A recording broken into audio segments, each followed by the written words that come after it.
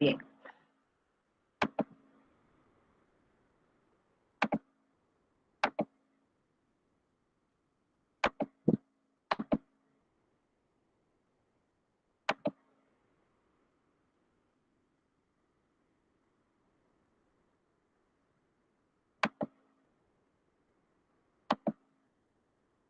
Ya.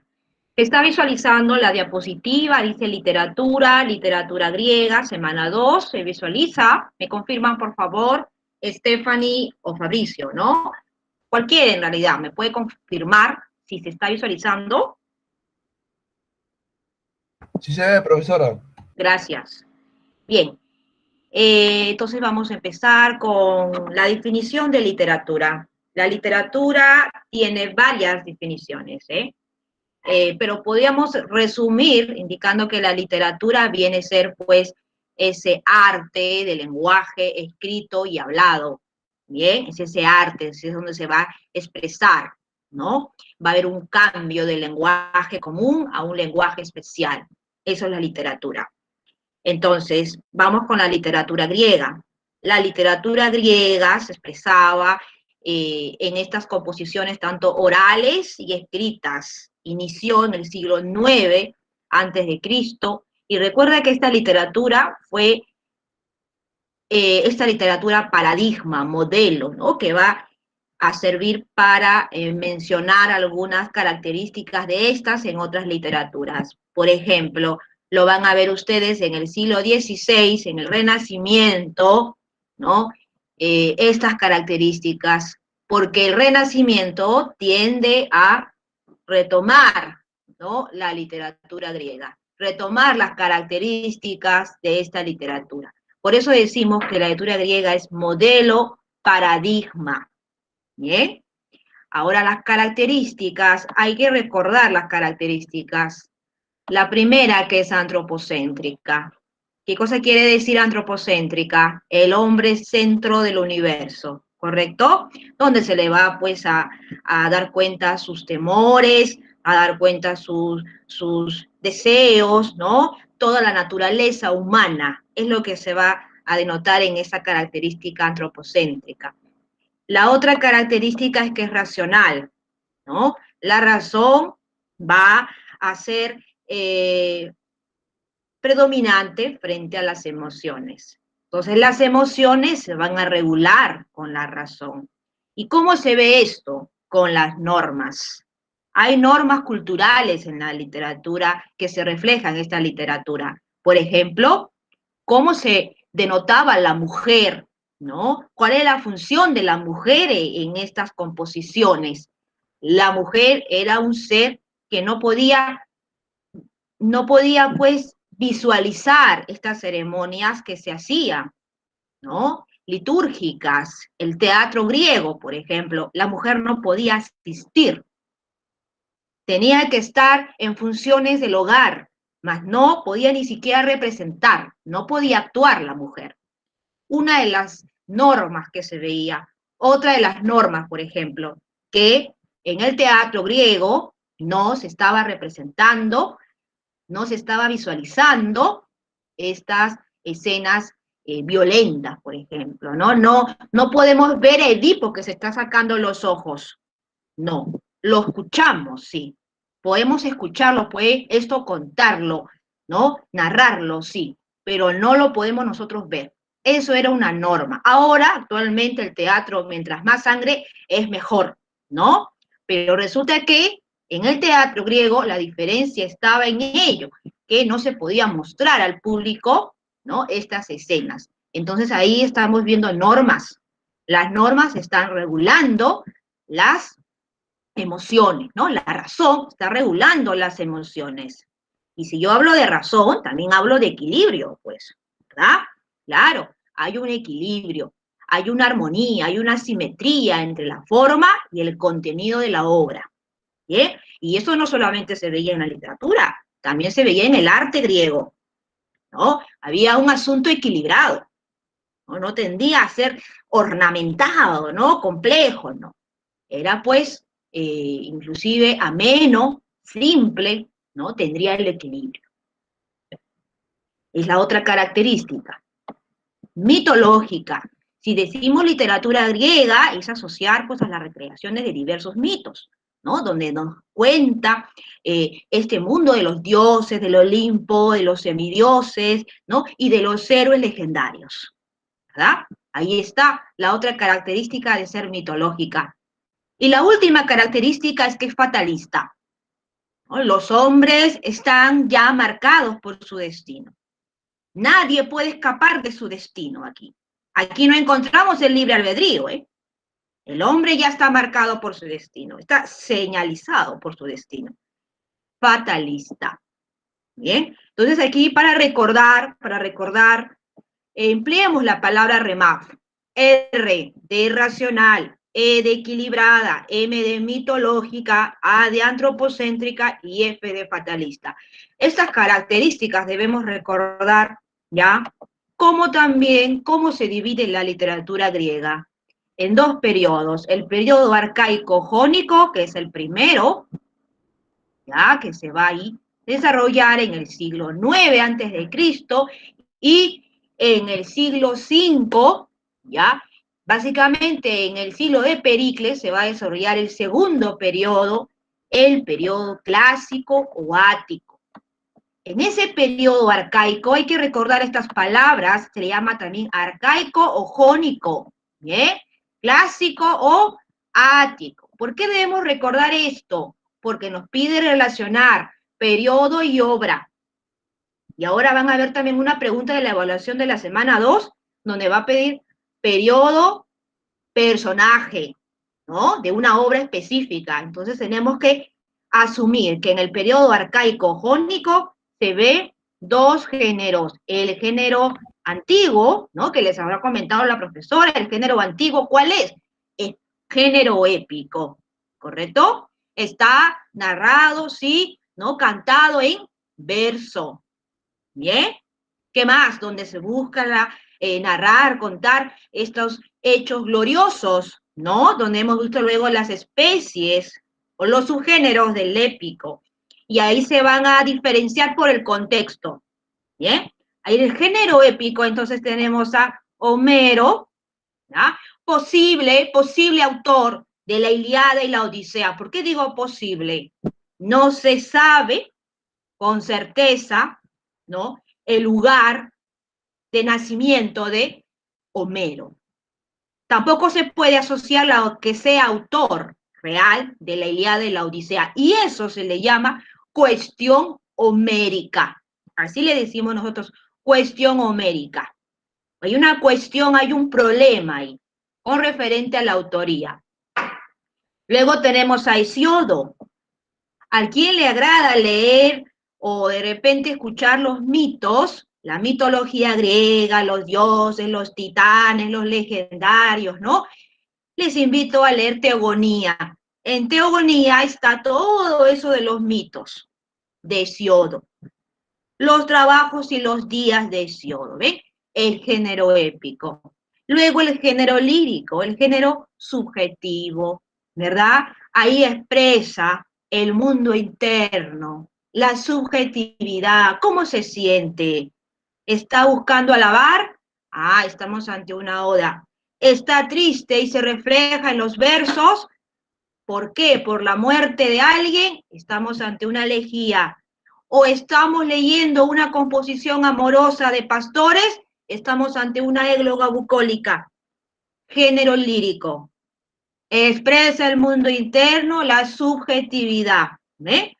Y ahí tenemos a la poetisa Safo, con su obra Odas, Píndaro con Epinicio. Entonces tenemos que asociar, el épico está Homero y Hesiodo, el lírico está Safo y Píndaro, y los dos forman parte del periodo arcaico.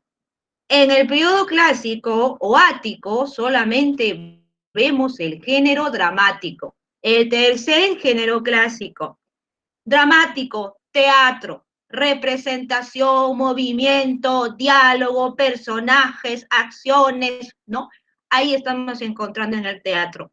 Y aquí vemos los grandes dramaturgos, Esquilo, el padre de la tragedia antigua, esas denominaciones hay que recordar.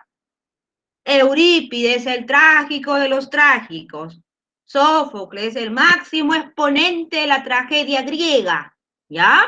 A Sófocles se le llama también, se le denomina así, a Esquilo, el padre de la tragedia antigua. Aristófanes se inserta en la comedia. Tenemos tres, miren ahí a Esquilo, a Eurípides, a Sófocles, los trágicos, ¿no? Ahí vamos a ver obras teatrales, ¿no? Claro, ahí tenemos tragedias. Pero también tenemos a Aristófanes que incursiona en la comedia con su obra Las nubes. ¿Qué especie se encontraba en la literatura griega? La tragedia y la comedia. El drama todavía no se ve en la literatura griega, que es la otra especie, ¿verdad? No, el drama todavía eso no se señala, solo la tragedia y la comedia, ¿ya? Bien, aquí tenemos a las moiras, las diosas del destino, aquellas que tienen el hilo de la vida de los seres humanos, ¿no? Deshacen y hacen, ¿no? El destino, las moiras. Ahí está. Aquí tenemos a Titán Cronos, que está devorando a sus hijos. Pero Rea, ¿quién es Rea? La compañera de Titán Cronos, ¿no? ¿Termina qué? Termina asegurando que uno de sus hijos no termine devorado por Cronos, ¿no? ¿Y quién es el que está cuidando? A Zeus. Y Zeus va a terminar devorando pues a Cronos, ¿no? Lo derrota a su padre. Y Cronos también derrotó pues a su padre, a Urano, ¿no? Y Urano, compañía de Gea, ¿no? Ahí está la diosa de la tierra, ¿verdad? Y ahí estamos viendo cómo es que estos titanes, estos dioses, por temor, ¿no? A ser derrotados, mire cómo este titán para devorando a sus hijos, ¿no? Y luego Zeus se desprende de ello y derrota a Cronos, ¿eh? Entonces, eso se ve en la mitología, como también se ve esto de que Aquiles, ¿verdad? El personaje principal de la Ilíada, es un semidios, ¿no? Es bañado en esa laguna Estigia por Tetis. Aquiles, hijo de Tetis y Peleo. Por eso se le llama el Pélida Aquiles. Peleo, el Pélida Aquiles. Entonces, esta diosa, Tetis, baña pues a Aquiles en esa laguna Estigia, otorgándole inmortalidad. Pero en la parte donde ella apoya, ¿no? La mano en el talón, este no logra ser sumergido. Entonces, esa parte va a ser vulnerable, susceptible, que más adelante Paris lo sabrá, ¿no? Y terminará derrotando mediante una flecha envenenada a Aquiles. Entonces, eso se verá más adelante, eso no se menciona en la Ilíada. Ah, claro, eso no se menciona, tampoco que Aquiles se bañó en la laguna Estigia, no se menciona en la Ilíada, ¿ya? Ahora, también tenemos otros mitos, miren ahí Edipo y la Esfinge, ¿no? Ahí está Edipo en las puertas de Tebas, donde vemos a la Esfinge, el rostro de una mujer, el busto de una mujer, claro, los pechos, el cuerpo de un león, la cola de una serpiente y las alas. Ahí está la esfinge. La esfinge, pues, preguntaba, y aquel que no respondía, lo devoraba. Pero cuando ésta logra ser respondida de manera acertada, pues terminaba lanzándose, ¿no? Y topándose con una gran roca. Hizo lo que hace Edipo. Edipo responde a la pregunta de la esfinge. ¿Y qué le pregunta a la esfinge? ¿Cuál es el animal que por la mañana anda sobre 4 pies? 2 al mediodía y 3 por la tarde. Y Edipo pues responderá el hombre. El hombre es el que por la mañana anda sobre 4 pies, ¿no? A gatas, gateando. 2 al mediodía, hay adulto, y 3 por la tarde, adulto mayor, ahí está con el bastón, por eso estamos viendo los 3.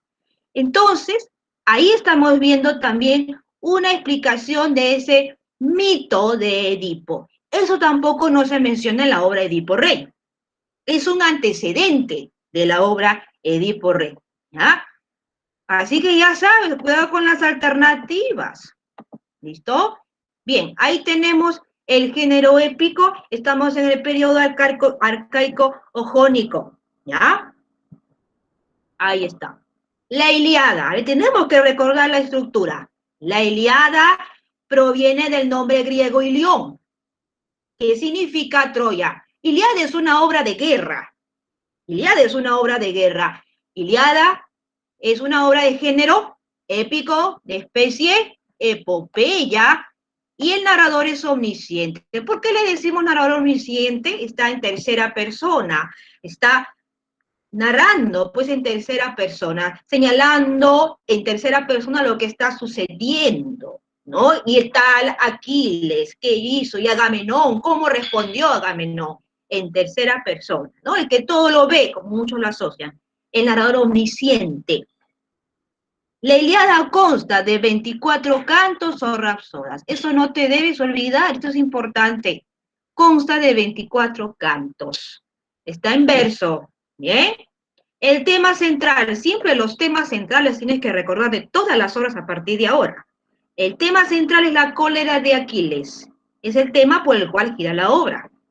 La Ilíada y la Odisea, que vamos a ver más adelante, va a abordar bastantes epítetos. Como Aquiles se le conoce el de los pies ligeros por su ligereza, ¿no? Claro, en la batalla, ¿no? Por su rapidez. Agamenón se le conoce el de los ojos de perro. Héctor el de tremolante casco.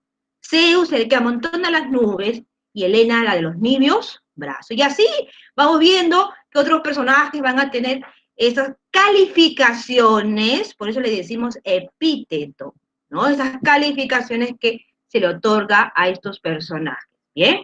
Hasta aquí. ¿Están entendiendo? ¿Sí? Vamos con la Ilíada. La Ilíada es una obra épica y ya está, pero hay que ver que en la Ilíada su fondo, el fondo de la Ilíada, es la guerra de Troya. ¿Y cuántos años dura la guerra de Troya? 10 años. Pero esta narración se conoce en el último año, en el 10º, a los 51 días finales de la guerra. ¿Por qué la guerra? Hay una explicación, ¿no? Una explicación de muchas.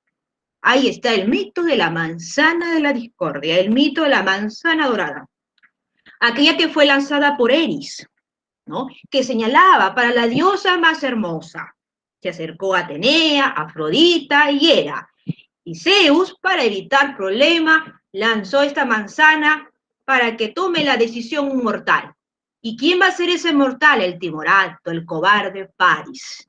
Y Paris va a otorgarle la manzana a Afrodita. Y Afrodita le va a dar el amor de la mujer más hermosa y admirada, Helena. Y es así que Paris se lleva a Helena. Helena, esposa de Menelao, hermano de Agamenón. Al llevarse a Troya, origina esta guerra, la guerra entre los griegos y los troyanos. Y ahí tenemos a los griegos, a Menelao, ahí está Menelao, Agamenón, hermano de, no, ahí está de Menelao, Aquiles, semidios, el de los pies ligeros, Odiseo. Ahí está el fecundo en Árbides, Odiseo, así se le llama también, el fecundo en Árbides, Odiseo, el astuto Odiseo. Patroclo, el amigo íntimo de Aquiles. Yo le agregaría íntimo a eso. Patroclo, Briseida, la concubina de Aquiles. Atenea, la diosa de la sabiduría. Poseidón, el dios de los mares. Que vemos en la Ilíada, la participación de los dioses también en la guerra. Los hombres también. Los dioses intervienen en la guerra. Amparan a sus protegidos, pues, ¿no? En Troya tenemos al rey Príamo, padre de Héctor, y Paris, el príncipe Héctor. Afrodita, ahí está, la diosa del amor, de la belleza. Claro, ¿y cómo no va a apoyar a los troyanos? Si Paris le otorgó la manzana a Afrodita, ¿no? Y por tanto, ¿qué va a suceder con Atenea y con Hera, ¿no? Cuando Paris rechazó a las dos.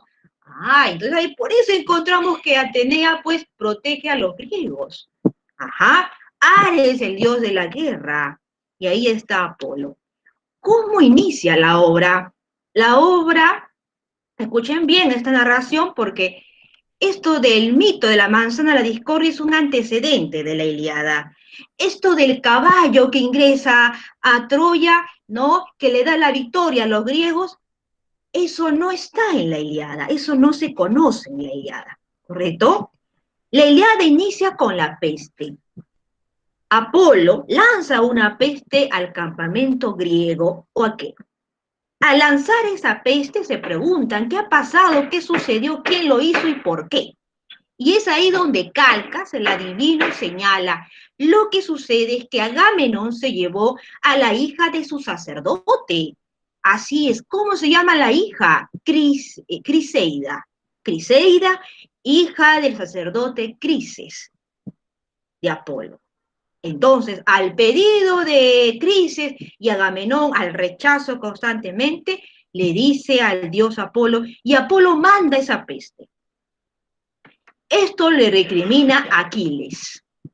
Tanto lo recrimina que Agamenón terminará dejando a Criseida, pero se llevará a la concubina de Aquiles. ¿Cómo se llama la concubina? Briseida. Se lleva a Briseida y ahí comenzamos la primera cólera de Aquiles. Aquiles se rehúsa ir a la guerra, ¿no? Y al rehusarse ir a la guerra, ¿qué va a ocurrir? Que los troyanos van a avanzar y los griegos van a retroceder. Entonces los troyanos atacan, ¿no? Y ante eso Patroclo, el amigo íntimo pues de Aquiles, decide usar la armadura de él, decide colocarse la armadura total, el casco, todo, para enfrentarse. De un momento a otro los troyanos retroceden, pero hasta cierto punto. Luego termina frente a Héctor, príncipe de Troya, que no perdona, ¿no? Y lo asesina. Héctor asesina a Patroclo pensando que era Aquiles. Aquiles se entera, remonta la segunda cólera, ahí está, y Aquiles retorna a la guerra, ¿no? Va en búsqueda de Héctor. Todos ya sabían que Héctor iba a morir. Claro, se va a enfrentar a un semidios, al tal Aquiles. No hay pérdida alguna, no. Pérdida sí había ya para los troyanos. Pero Héctor asume y se enfrenta, se pelea, se disputan, ahí están enfrentándose. Ya imagina ahí a Aquiles y a Héctor, el versus, ¿no? ¿Y qué va a pasar? Bueno, lo que todos sabían, ¿no? Lo que también tú sabes. Aquiles terminará derrotando pues a Héctor. Pero no solamente eso, sino que lo arrastra por todo el lugar, por todo el campo ahí, al frente de todos, a la mirada de todos, lo arrastra, ¿no? El cuerpo de Héctor, pues, es destrozado totalmente. Se lo lleva a la tienda, a su tienda, Aquiles, y es ahí donde Príamo, el padre de Héctor, va a suplicarle porque le devuelva, mejor dicho, el cuerpo de su hijo. Entonces Aquiles se apiada y le devuelve el cuerpo de su hijo para que se realicen los funerales de Héctor. Y así termina la obra. Termina con los funerales de Héctor. Bien, el tema central de la obra, la cólera de Aquiles. Aquí no he mencionado otros sucesos. Hay que tener en cuenta eso. Vamos con la Odisea. A ver, la Odisea es la segunda obra de paz.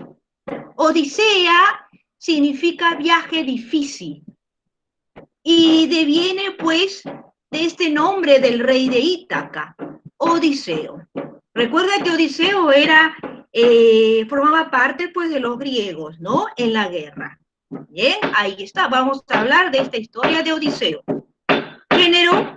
Género épico, ¿ya? Género épico, especie epopeya. Narrador omnisciente, está en tercera persona, todos lo sabemos ahí, pero resulta que va a haber una parte de la Odisea en donde Odiseo va a narrar. Y ahí vamos a ver el narrador en primera persona, el narrador protagonista, así se le llama, narrador protagonista. Entonces la Odisea va a presentar dos tipos de narradores, omnisciente y protagonista.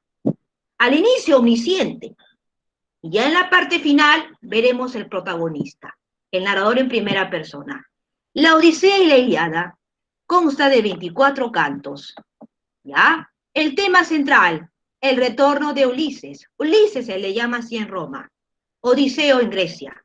El retorno de Ulises u Odiseo. Ese es el tema central de la obra. La obra se puede explicar en estos tres pasajes. La telemaquia, el nostos, las aventuras y la venganza. Al igual que la Ilíada, la Odisea también recurre a epítetos. ¿Cómo se le conoce a Odiseo? El fecundo en árdides. ¿Ven ahí? Ahí está el astuto Odiseo. Vamos con la obra.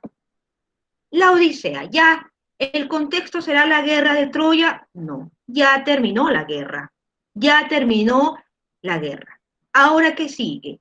Odiseo quiere retornar a su patria, a Ítaca, donde había dejado a su esposa Penélope, la mujer más fiel, la mujer más fiel. No hay mujer más fiel que ella, Penélope, y su hijo Telémaco. Tiene que retornar a Ítaca, ¿no? Pero como dice estos pasajes, empezamos con la telemaquia, así inicia la obra. Telémaco, búsqueda de su padre, está en búsqueda de Odiseo, porque todos asumen que Odiseo ha muerto en la guerra. Los pretendientes estaban ya estaban en las tierras de Ítaca. Estaban buscando que Penélope decida con quién casarse, ¿no? Pero él, Telémaco, enojado, ¿no? Va en búsqueda del padre, saber qué le sucedió a Odiseo.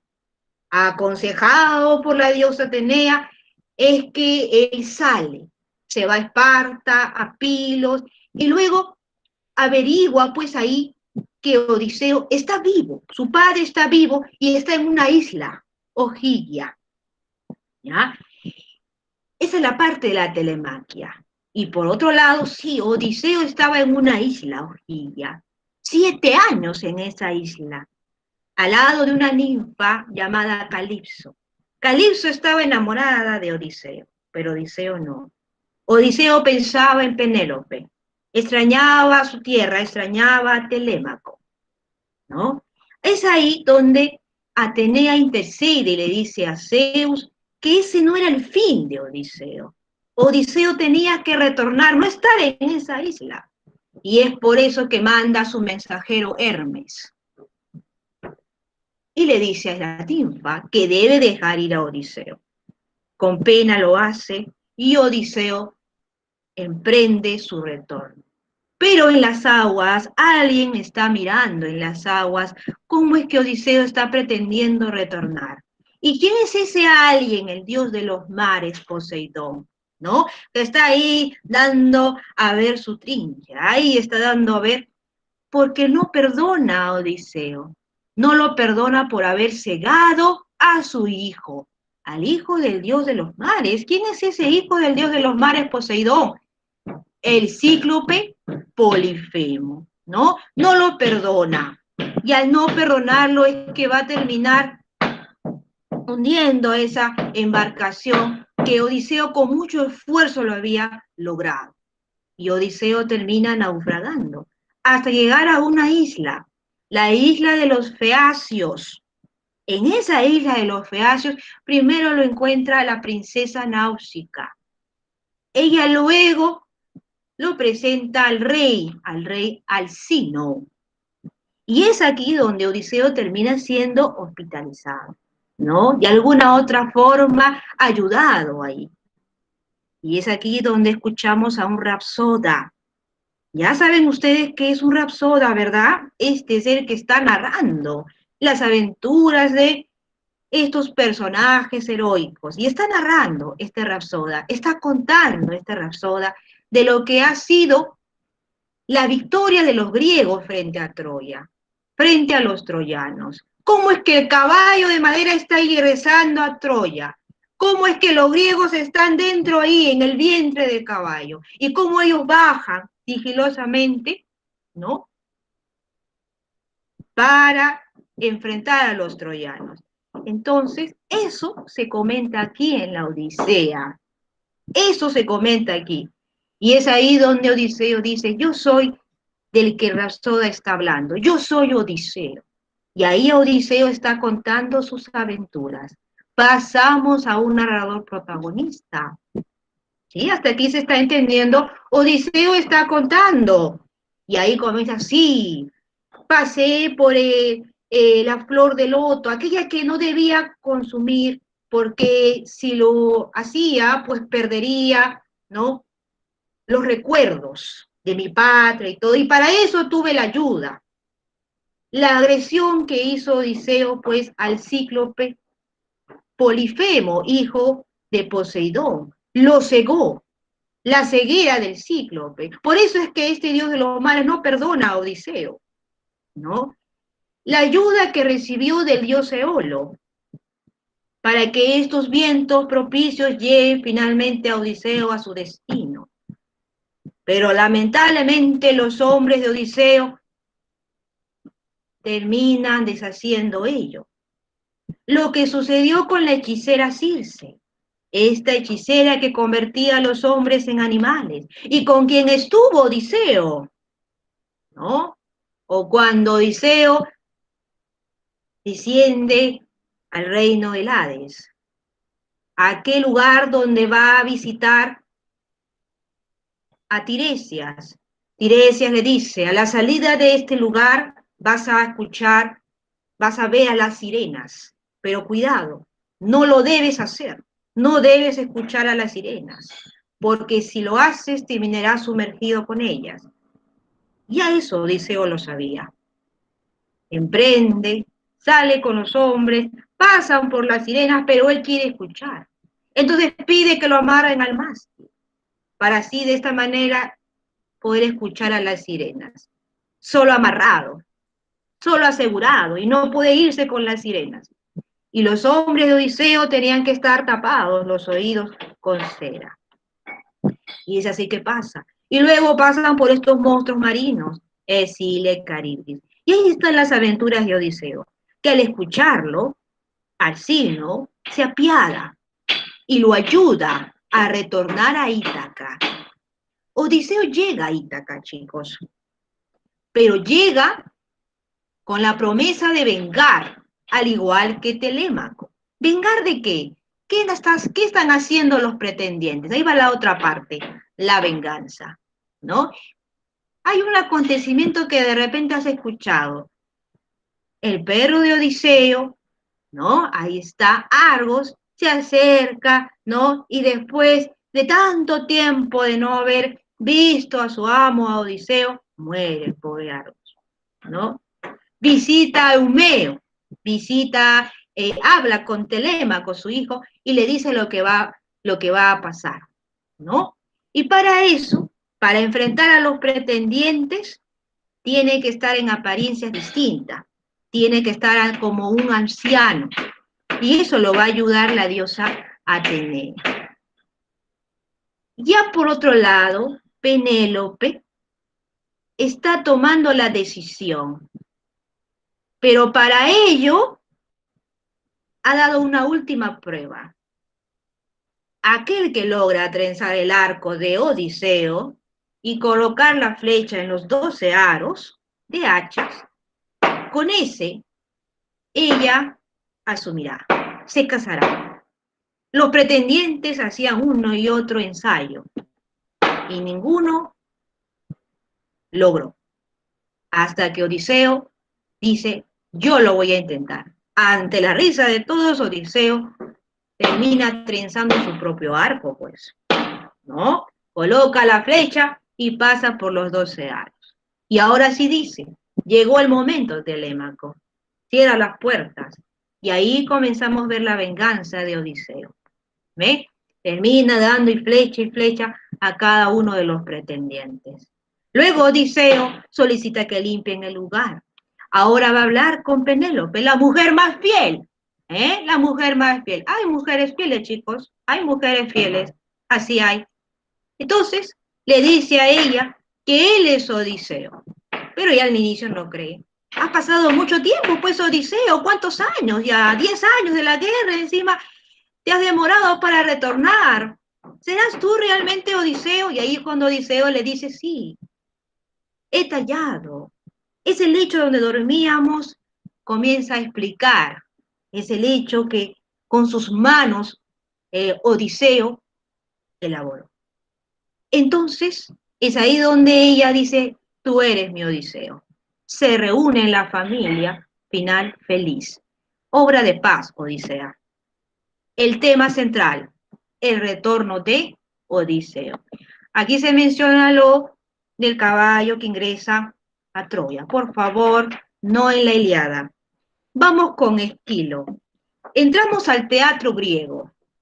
El teatro griego era una ceremonia litúrgica que estaba preparada para un dios, el dios del vino, el dios de la embriagadez, el dios Baco, Dionisios. ¿Ah?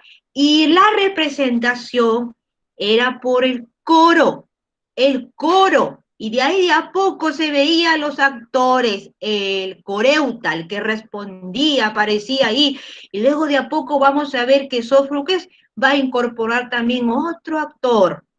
Entonces no olvidemos que Esquilo es considerado el padre de la tragedia antigua, y mira, inserta el segundo actor en escena. Solo dos actores, profesores en escena, ¿no? Uno puede decir, el teatro se veía solamente dos actores, porque ahí veíamos algo de diálogo, pero ya con Sófocles se va a desarrollar más diálogo, porque va a incorporar al tercer actor, Sófocles, Esquilo 2. Y aquí tenemos la Orestiada de Esquilo, la trilogía completa. 3. Ahí vemos a Agamenón, una de ellas, Coéforas y las Euménides. A ver, en Agamenón, ¿qué se está mencionando? El rey Agamenón. Así es. El que se llevó a Criseida y también se llevó a Briseida. Acuérdense lo que hemos visto de la Ilíada. Él está retornando ya, luego de la guerra, a su patria, Argos. Pero él no retorna solo. Él está llevando consigo a Casandra, que cuando toca el lugar, ¿no? Dice, aquí correrá tanta sangre. Ya ella lo predestinaba. La esposa de Agamenón, Clitemnestra, no perdona a Agamenón por haber sacrificado a su hija Ifigenia durante la guerra para dar favores a los dioses. Por eso Clitemnestra está ya preparando lo que sería el asesinato de Agamenón, en compañía de su amante Egisto. Y es así que en esta parte de Agamenón, ¿no? Se da el asesinato del rey. El tema, el asesinato de Agamenón. Las coéforas. Aquí vamos a ver cómo Electra, hija de Agamenón y Clitemnestra, le da aviso a Orestes, su hermano, que no se encontraba aquí en Argos. Le da aviso y le dice lo que había hecho Clitemnestra al lado de Egisto. Entonces Orestes retorna y se hace ver como un extranjero, ¿ya? Como un extranjero a dar noticias de que ese tal Orestes, que es él, había muerto. A lo cual Clitemnestra sale para constatar, y luego también Egisto. Y es ahí donde Orestes le recrimina y le dice, tú mataste a mi padre. ¿Y qué es lo que va a hacer Orestes? Asesina a su madre. Y no solamente a ella, sino que también a su amante Egisto. Y es ahí donde a Orestes lo van a perseguir, miren estas tres, cuatro, ¿ven? Erignias. Las erignias son las diosas de la venganza que le están diciendo tú, mataste a tu madre. Como la culpa está siguiendo a Orestes. Y es por eso que con todo eso se dirige a Delfos, ¿no? Solicita ayuda al dios Apolo y él le aconseja ir al templo de Atenea para que se realice el juicio a Orestes. En ese juicio de Orestes se determina que Orestes debe ser perdonado por lo que ha hecho. ¿Para qué darle más tragedia a un hombre que ya de por sí va a vivir con la culpa. Equilibrio. Esa es la característica de la literatura griega. Entonces, al dejarlo libre, al perdonarlo, esas erinias que te había mencionado, que son las diosas de la venganza, se convierten en euménides. ¿Y qué son euménides? Esas almas benevolentes que van a dejar, ¿no?, de culpar al pobre Orestes. Y Orestes retorna a Argos. Y así termina la obra La Orestiada. Cada parte es una trilogía completa. Tiene un tema. Agamenón, el asesinato del rey. Las Coéforas, la venganza de Orestes. Y las Euménides, el juicio de Orestes. Vamos con Esquilo, nuevamente con Esquilo, el padre de la tragedia antigua, con esta obra Prometeo encadenado. El titán Prometeo se ha robado el fuego de los cielos, de los dioses. Y es por eso que Zeus lo castiga, lo encadena en una montaña. Prometeo va a terminar siendo visitado, ¿no?, por Océano, el titán, y a la vez también Prometeo va a anunciar la muerte de Zeus, sobre todo cómo Zeus va a terminar derrotado.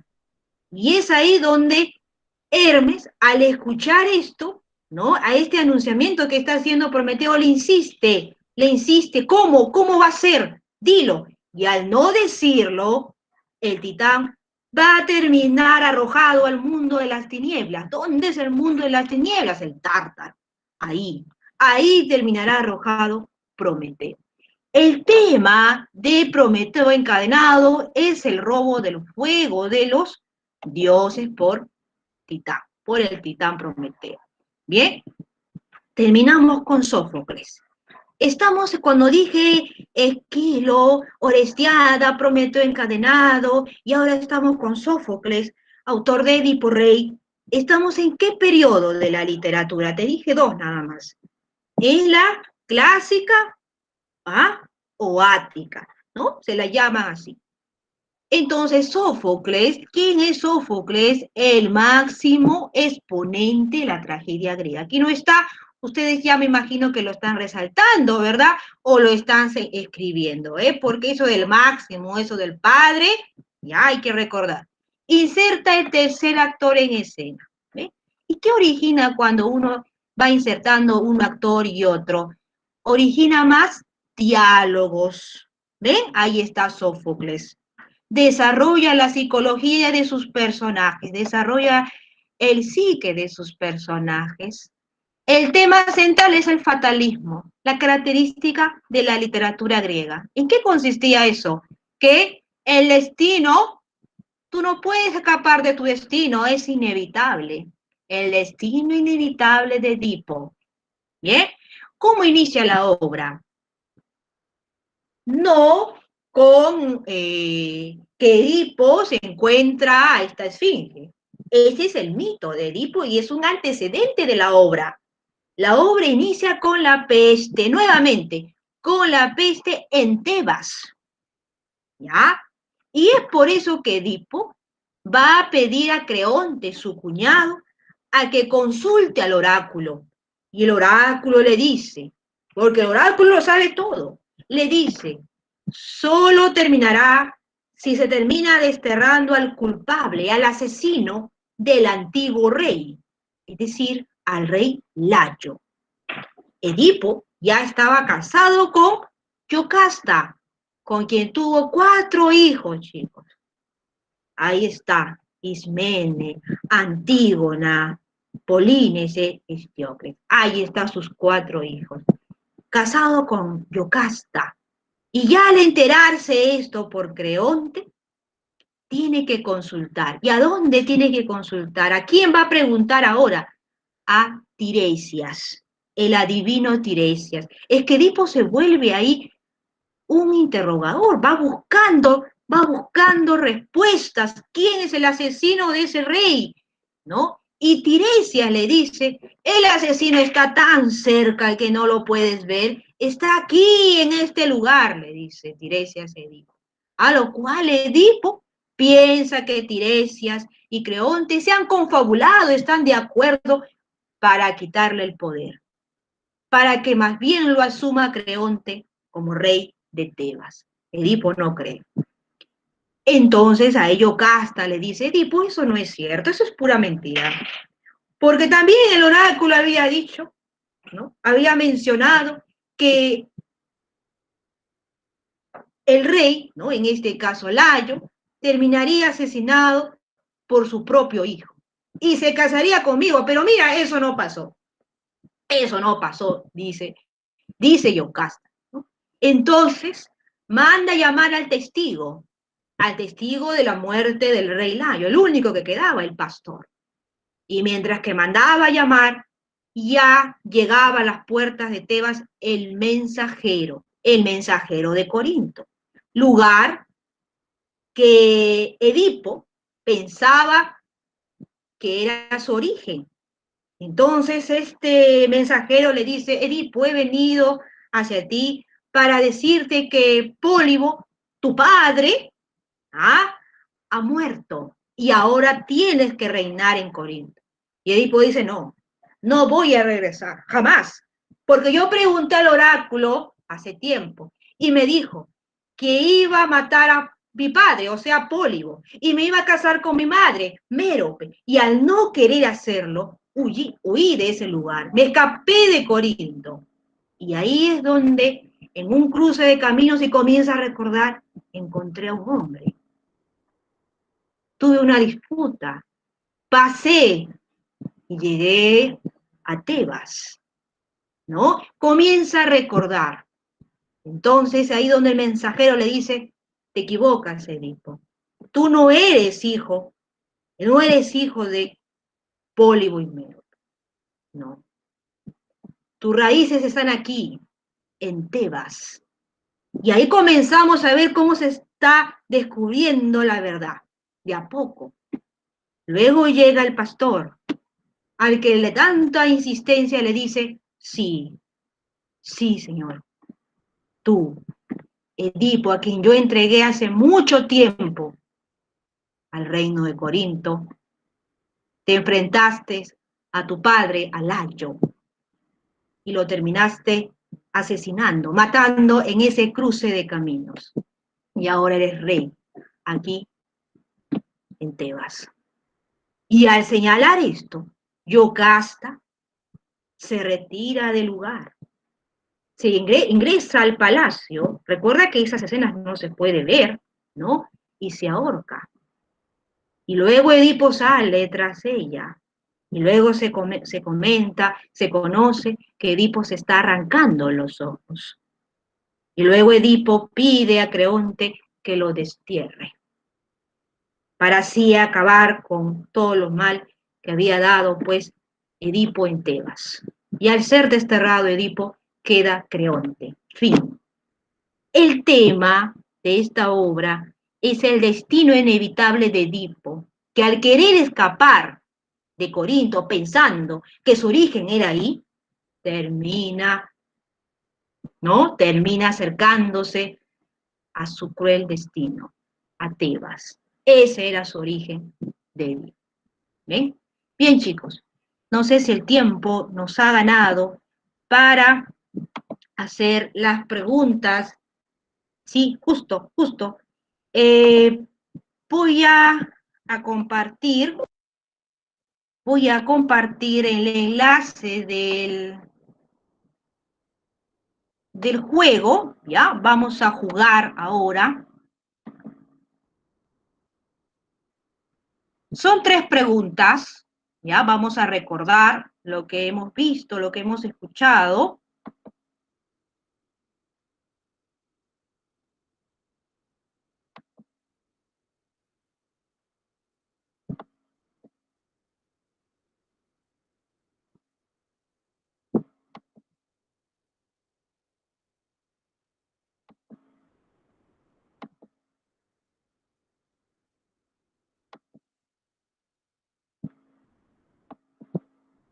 Profesora, ¿Sí? Dígame. la semana pasada también nos mandaron el link, pero cuando quise entrar después de haber estudiado el tema, decía que ya no se podía, solo que 500 personas. Sí, Y porque porque resulta que hemos revisado que hay una cierta cantidad de estudiantes que pueden acceder al juego. Y es por eso que se ha creado un enlace para cada día. Y es por eso que luego voy a enviar un enlace del día de hoy, ¿no? Para que ustedes jueguen, ¿no? La tarea, ¿no? Que se va a hacer hasta el domingo. ¿Listo? Esa parte, hemos creado un enlace para cada día y así evitar, ¿no? Que se queden sin jugar y sin ver también las claves, ¿correcto? Igual lo voy a decir a la profesora para que les envíe las claves en todo caso, ¿ya? Y ya, bueno, ella pues lo hará la siguiente semana. Sí, por Profesora, favor, entramos ahorita, digo, entramos ahora, sí, tenemos que entrar ahora, ¿ya? Sí, sí, ¿hay una pregunta? no, eso le iba a decir, para entrar ahorita, antes que Sí, se cuelgue la página. ahora, sí, sí, por favor, ahora. Sí, ya estamos ahí, ya estamos 13. Ingresen, por favor. Ya, muy bien, ingresen, chicos, para jugar y para que vean las preguntas, porque es eso.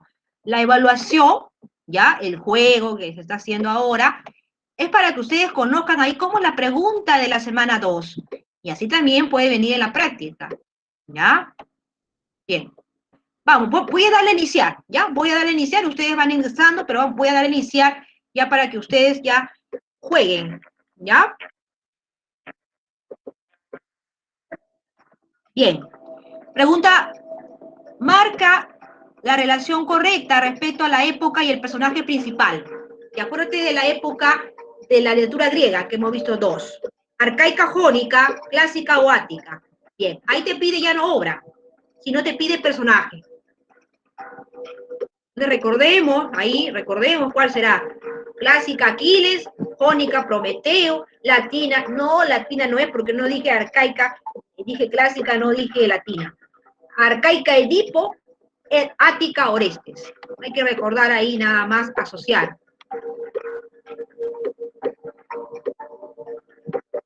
Ya vamos 18, 16. Vamos chicos, intenten.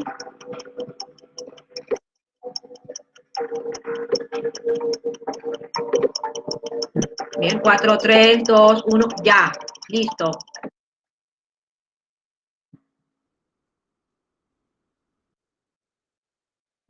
Bien, Ale, Omar, muy bien Omar. Vamos ahí, muy bien, ahí vamos 14, ¿no? Claro, han identificado ática o clásica, la obra La Orestiada, Orestes. Clásica, no, esa es arcaica jónica, Aquiles, ¿ya? La obra La Ilíada, ¿listo? Próxima pregunta, vamos ahí. A ver, señale la afirmación incompatible respecto a la Ilíada, o sea, el suceso que no ocurre en ese argumento, en la Ilíada, suceso que no ocurre.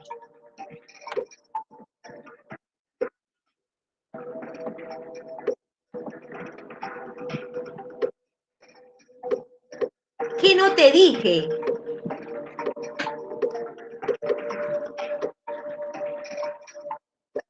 Ya, vamos ahí. 28. Me dice que termine el tiempo del quiz, por favor. Ya estamos. No, lo dejo siempre. Solo que estoy contando para que ustedes a mí ya se apresuren en señalar la respuesta. Estamos ahí. 14, 12. 6. Ya estamos. 4, 3, 2, 1. Miren ahí. Ya. Listo. ¿Ven? Estaba Omar, ¿no? Estaba Omar. Ahora, ¿quién estará? Omar. A Omar, ¿no? Y luego sigue Ale. Ya, listo. Acá.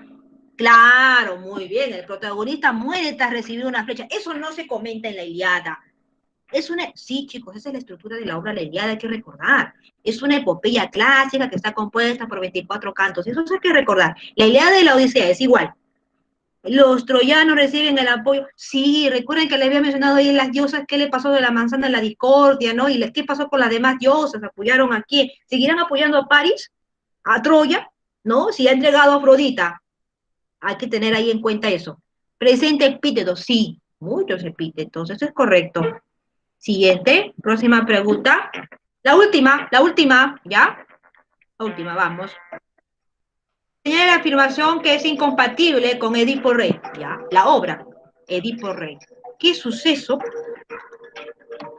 no se señala en ese argumento?